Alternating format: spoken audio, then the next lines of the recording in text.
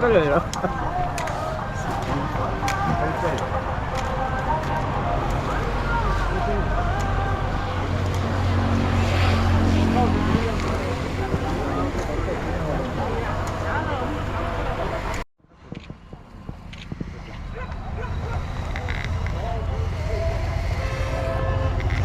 ಹೋಗುತ್ತೆ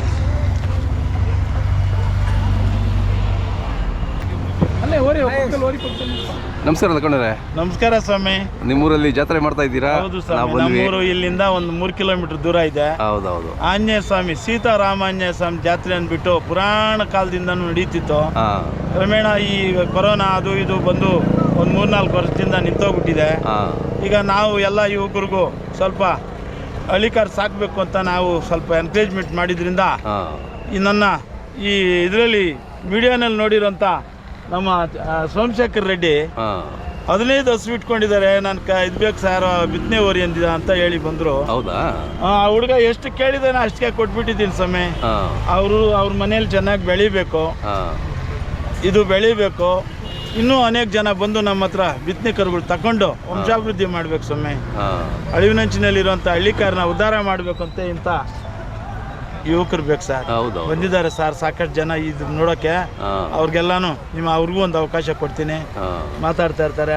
ಮೇಲಾಗಿ ನಮ್ಮ ಆಂಜನೇಯ ಸ್ವಾಮಿ ವಿಶೇಷ ಜಾತ್ರೆದು ನಾನು ಹೇಳಬೇಕು ಅಂತಂದರೆ 200 ವರ್ಷದಲ್ಲಿ ಈ ಜಾತ್ರೆ ಕಟ್ಟಿದಾಗಿನಿಂದ ಈ ಜಾತ್ರೆಗೆ 1 ಲಕ್ಷ ಕರುಗಳು ಬರ್ತಾ ಇದ್ವು ಸರ್. ಇವತ್ತಿನ ದಿವಸ ಎಲ್ಲ ಕ್ಷೀಣಿಸ್ಬಿಟ್ಟಿದೆ. ಹ್ಞೂ ಸರ್, 1 ಲಕ್ಷ ದನ ಬರ್ತಿತ್ತು ಸರ್. ಇಂಥ ಇದರಲ್ಲಿ ಕ್ಷೀಣಿಸಿದೆ. ಯಾಕೆಂದ್ರೆ ಯುವಕರು ಈಗೀಗ ಆಸೆ ಪಟ್ಟು ಮುಂದೆ ಬರ್ತಾ ಇದ್ದಾರೆ ಸರ್.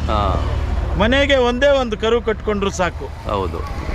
ಮುತ್ತೆಲ್ಲ ಕೊಂಡ್ಕೊಳಕ್ಕಾಗಲ್ಲ, ಎತ್ತೆಲ್ಲ ಕೊಂಡ್ಕೊಂಡ್ರೆ ಚೆನ್ನಾಗಿರ್ತದೆ. ನಾನು ಹೇಳ್ತಾ ಇರ್ತೀನಿ, ಇವರು ಕೇಳ್ತಾರೆ ನೋಡಿ ಸರ್. ಇಂಟ್ರೆಸ್ಟ್ ಆಗಿ ಬಂದಿರೋಂಥ ಸೋಮಶೇಖರ್ ರೆಡ್ಡಿ. ನಮಸ್ಕಾರ ಅಣ್ಣ. ನಮಸ್ಕಾರ ಸರ್. ಅಥವಾ ಪರಿಚಯ ಮಾಡ್ಕೊಳ್ಳಿ ನಮ್ಮ ಸರ್. ಸೋಮಶೇಖರ್ ರೆಡ್ಡಿ ಅಂತ, ಸರ್ಜಾಪುರದಿಂದ. ಸರ್ಜಾಪುರ, ಓಕೆ. ಇದು 2ನೇ ಬಿತ್ತನೆ ಅವರಿ ನಮ್ಮದು. ಆಲ್ರೆಡಿ ಒಂದಿದೆ, 15 ಹಸು ಇದೆ. ಇನ್ನೊಂದು ಸ್ವಲ್ಪ ಬಣ್ಣ ಕಮ್ಮಿ ಇರೋದು, ಇನ್ನೊಂದು ಜಾಸ್ತಿ ಬಣ್ಣ ಇದೆ ನಮ್ಮದು. ಕಮ್ಮಿ ಇನ್ನೊಂದು ಬಣ್ಣ ಇರೋಂಥ ತೊಗೊಂಡ್ರಿ. ಇದು ತುಂಬ ಮಾಹಿತಿ ಕೊಟ್ಟು ನಾನು ನಿಮ್ಮ ವಿಡಿಯೋಲ್ಲೇ ನೋಡಿದ್ದೆ ಅವ್ರನ್ನ. ಹೌದಾ? ಖುಷಿಯಾಗಿ ಅವ್ರನ್ನ ಹುಡ್ಕೊಂಡು ನಾನು ಅವ್ರ ಮನೆಯೊಳಗೆ ಬಂದೆ. ಓಕೆ. ಒಳ್ಳೆ ಓರಿನ ಕೊಟ್ಟಿದ್ದಾರೆ, ಇನ್ನೂ ಹಲ್ಲು ಹಾಕಿಲ್ಲ. ಇನ್ನೊಂದು ವರ್ಷ ಆಗ್ಬೇಕು ಸರ್. ಒಳ್ಳೆ ಕರ, ಚೆನ್ನಾಗಿದೆ ಗುಣ, ಇಷ್ಟಪಟ್ಟು ತಗೊಂಡೆ. ತಮ್ಮ ಹತ್ರ ಎಲ್ಲ ಹಳ್ಳಿಕಾರ ಇದೆಯಾ? ಎಲ್ಲ ಹಳ್ಳಿಕಾರ ಇದೆ, ಮತ್ತೆ ಒಂಗೋಲ್ ಇದೆ. ಮತ್ತೆ ಗೀರ್ ಇದೆ. ಏನು ನಿಮ್ಮ ಪ್ಯಾಷನ್ ಯಾವ ಥರ ಅದು ಸರ್? ಅವಾಗಿಂದ ಮನೆಯಲ್ಲಿ ಒಂದು ಹಸು ಇರ್ಬೇಕಂತ ಇತ್ತು. ನಮ್ಮಲ್ಲಿದೆ ಹಸುಗಳು. ಮೇನ್ ನಮ್ದು ಬಂದು ಕುದುರೆ ಶೆಡ್ ಇದೆ. ಕುದುರೆ ಟ್ರೈನಿಂಗ್ ಮಾಡ್ತೀವಿ ಮಕ್ಕಳಿಗೆ. ಹೌದಾ? ನಮ್ದೊಂದು 20 ಕುದುರೆ ಇದೆ. ಓಕೆ. ಸಮಯತ್ನಳ್ಳಿಯಲ್ಲಿ ಒಂದು ಮಾಡಿದ್ದೀವಿ, ಗ್ಯಾಲಪವೇ ಅಂದ್ಬಿಟ್ಟು ಹೆಸರು. ನನಗೆ ಹಳ್ಳಿಕಾರ ಅಂದರೆ ತುಂಬ ಇಷ್ಟ ಅವಾಗಿಂದನು. ಓಕೆ.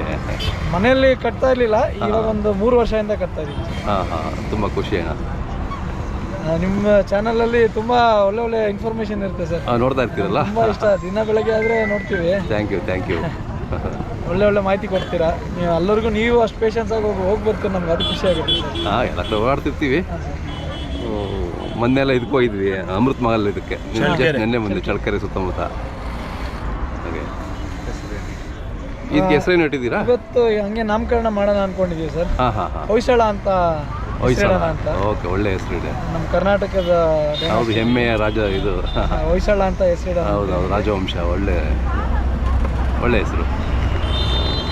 ಆಮೇಲೆ ಹಳ್ಳಿಕಾರು, ಅಮೃತ್ ಮಹಲು ನಮ್ಮ ಕರ್ನಾಟಕ ರಾಜ್ಯಕ್ಕೆ ಹೇಳಿಕೊಟ್ಟಿರುವಂಥ ಒಂದು ಇದು ಸರ್, ಆಯುಧಗಳು ಅಂತ ಹೇಳ್ಬೋದು. ಹೌದು. ಶ್ರೀಮನ್ ಮಹಾರಾಜರು ನಮ್ಗೆ ಕೊಟ್ಟಿರೋರು ಸರ್. ಅಷ್ಟೇ ಅಲ್ಲ, ಅನೇಕ ಹುಲ್ಗಾವಲುಗಳೆಲ್ಲ ಹಾಕಿದ್ದಾರೆ ಸರ್. ಯಾವುದಂದ್ರೆ ಈಗ ಚಳ್ಳಕೆರೆಯಲ್ಲಿ ಅಮೃತ್ ಮಹಲ್ ಸುಮಾರು 300-400 ಹಸುಗಳು ಸಾಕ್ತಾ ಇದ್ದಾರೆ. ಅವರಿಗೆ ಯಾವುದೋ ಒಂದು ವಾಲ್ಮೀಕಿ ಪ್ರಶಸ್ತಿ ಕೂಡ ಕೊಟ್ಟಿದ್ದಾರೆ. ಆ ಮನುಷ್ಯನಿಗಿನ್ನ ಮದುವೆ ಆಗಿಲ್ಲ ಸರ್. ಅಂತ ಗೋ ಸಾಕಾಣಿಕೆದಾರನು ಎಲ್ಲ ಬಿಟ್ಬಿಟ್ಟು ಸೇವೆ ಮಾಡ್ತಾ ಇದ್ದಾನೆ ಅಂತಂದ್ರೆ ನಾವೆಲ್ಲ ಅವ್ರಿಗೆ ಋಣಿಗಳು ಸರ್. ಖಂಡಿತ. ಅಷ್ಟೇ ಅಲ್ಲ, ಅವ್ರು ಕೊಡುವಂಥ ಬಿರುದುಗಳು, ಅವ್ರಿಗೆ ಕೊಡುವಂಥ ಮರ್ಯಾದೆ ಎಲ್ಲ ಇಂಥ ಯುವಕರಿಗೆ ಕೊಡ್ತೀನಿ ಸರ್. ಯಾಕೆಂದ್ರೆ ನಮಗೆ ಇದರಲ್ಲಿ ಲಾಭಾಂಶದ ಪ್ರಶ್ನೆ ಅಲ್ಲ ಸರ್. ತಳಿ ಉದ್ಧಾರ ಮಾಡಬೇಕು. ಹಳ್ಳಿಕಾರ್ ತಳಿ ಉದ್ಧಾರ ಮಾಡಬೇಕು. ಇವತ್ತಿನ ದಿವಸ ಎಲೆ ಮರುವಿನಲ್ಲಿದೆ. ಎಲೆ ಮರುಕಾಯಿ ಅಂತಾರಲ್ವಾ, ಈ ಥರ ಇದೆ ಸರ್. ನೋಡಿ ನಾವು ಫಸ್ಟ್ ಟೈಮ್ ನಾನು ನೋಡ್ತಾ ಇರೋದು ಸರ್ ನಿಮ್ಮನ್ನ. ಹಾಂ ಸರ್, ಯಾಕೆ ಯಾವ ಜಾತ್ರೆಲ್ಲೂ ಬಂದಿಲ್ಲಲ್ಲ? ನಾನು ಬೇಬಿ ಜಾತ್ರೆ ಸಿಹಳ್ಳಿಗೆ ಬಂದಿದ್ದೀನಿ. ಹಾಂ but ನಾನು ಸಿಗಲಿಲ್ಲ. ಅದೇ ಖುಷಿ ಆಯ್ತು ಸರ್. ತಮ್ಮದು ಮೊಬೈಲ್ ನಂಬರ್ ಸರ್? 9886024283 ನನ್ನ ಮೊಬೈಲ್ ನಂಬರ್. ಓಕೆ, ಯಾರಾದರೂ ವೀಕ್ಷಕರು ಏನಾದರೂ ಮಾಹಿತಿ ಬೇಕು ನಿಮ್ಗೆ ಕರೆ ಮಾಡ್ತಾರೆ, ಹೆಚ್ಚಿನ ಮಾಹಿತಿ ಬೇಕು ಮಾತಾಡಿ. ಜೈ ಹಳ್ಳಿಕಾರ್. ಇಡೀ ನಿಮ್ಮ ಫೋನ್ಗಳು ಯಾರ ಹತ್ರ ಇರ್ತದೆ ಅವರೆಲ್ಲ ನೋಡಲೇಬೇಕಾಗ್ತದೆ. ನಾವು ನಿಮ್ಮ ಸ್ನೇಹಿತರು ಪರಿಚಯ ಮಾಡಿಸಿ ಸರ್. ಎಲ್ಲ ನಮ್ಮ ಸ್ನೇಹಿತರು, ಅವ್ರಿಗೂ ಹೇಳ್ತಾ ಇದ್ದೀನಿ, ಮನೆ ಹತ್ರ ಒಂದು ಎತ್ತು ಕಟ್ಟಿ ಅಟ್ಲೀಸ್ಟ್ ಒಂದು ಬೆಳವಣಿಗೆಗೋಸ್ಕರ ಯುವಕರಿಗೂ ಅದೊಂದು ಆಸೆ ಇರ್ಬೇಕು. ಯಾಕಂದ್ರೆ ಈ ಕಾಲದಲ್ಲಿ ಅವರು ಟೆನ್ಷನ್ ಎಲ್ಲ ಇರ್ತಾರೆ. ಎಲ್ಲರೂ ನಮ್ಮ ಫ್ರೆಂಡ್ಸ್ಗೂ ಹೇಳ್ತೀನಿ, ಅವರು ಇನ್ನು ಬರೋ ಕಾಲದಲ್ಲಿ ಒಂದೊಂದು ಹಸು ಕಟ್ಟೋಣ ಅಂತ ಅವರು ಆಸೆ ಪಡ್ತಾ ಇದ್ದಾರೆ. ಒಳ್ಳೇದು.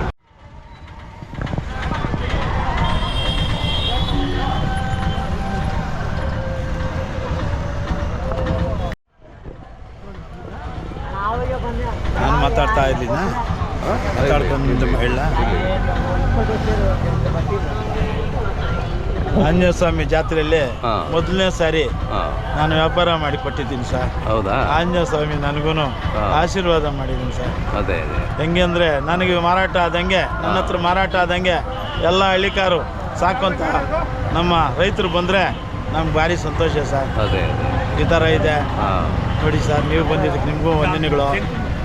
ಯಾರು ಹಳ್ಳಿಕಾರ ಸಾಕ್ತಾರೆ ಅವ್ರಿಗೆಲ್ಲ ಕೋಟಿ ಕೋಟಿ ವಂದನೆಗಳು ಸರ್.